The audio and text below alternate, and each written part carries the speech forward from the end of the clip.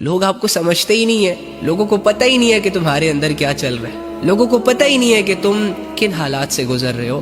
لوگ نہیں سن سکتے اس شور کو جو تمہارے دل کے اندر ہے. ان ساری چیزوں کو صرف اور صرف تمہارا رب جان سکتا ہے، تمہارا رب بدل سکتا ہے. اپنے آپ کو رب سے جوڑنے کی کوشش کرو، اور ایک دفعہ جب تم اللہ سے جڑ جاؤ گے نا تو تم وہ چٹان بنو گے کہ دنیا کی بڑی بڑی طاقتیں لگ جائیں گی تمہیں توڑنے کے لیے، وہ تھک جائیں گے، تم نہیں ٹوٹو گے. اللہ سے دوری نے تمہاری یہ حالت کی ہے. اللہ پر بھروسہ نہ کرنے کی وجہ سے لوگ تمہیں توڑ رہے ہیں، تم کمزور ہو.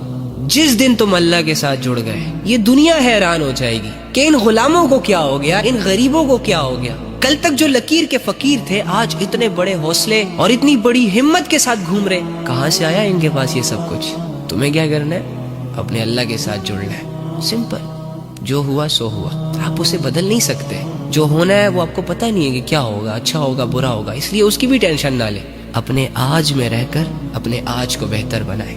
آج آپ کے پاس موقع ہے اپنے اللہ سے جڑنے کا، اپنی آخرت سنوارنے کا، اپنے گناہوں سے باہر آنے کا، اپنی غلطیوں کو سدھارنے کا. جو گناہ آپ نے کیے، جو بدعمالیاں آپ نے کی، جو بے حیائیاں آپ نے کی، جو اللہ کے احکامات آپ نے توڑے، انہوں نے آپ کو کیا فائدہ دیا؟ کچھ دیا؟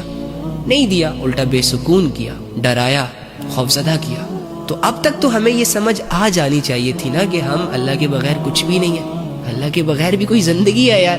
ہاں میری جان، اللہ کی طرف تو دیر مت کر. اللہ اللہ ہو کر تیرا انتظار کر رہا ہے، یہ چھوٹی بات نہیں ہے. اللہ اللہ ہو کر تجھے کامیاب دیکھنا چاہ رہا ہے. تو کیوں نفس اور شیطان کی رسی کو پکڑ کر اپنے آپ کو لذتوں اور گناہوں کے حوالے کر رہا ہے؟ گناہوں کو کرنے سے پہلے کیسے شیطان ان گناہوں کو مزین کر کے دکھاتا ہے کہ کر لو، کچھ نہیں ہوگا، سب کرتے ہیں یہ وہ فلاں فلاں. لیکن جب میں اور آپ اس گناہ کو کر لیتے ہیں تو پھر ہماری حالت کیا ہوتی ہے؟ کتنا افسوس ہوتا ہے ہمیں، کتنا پریشان ہو جاتے ہیں ہم. تو مزید نفس اور شیطان کے ہاتھوں بے وقوف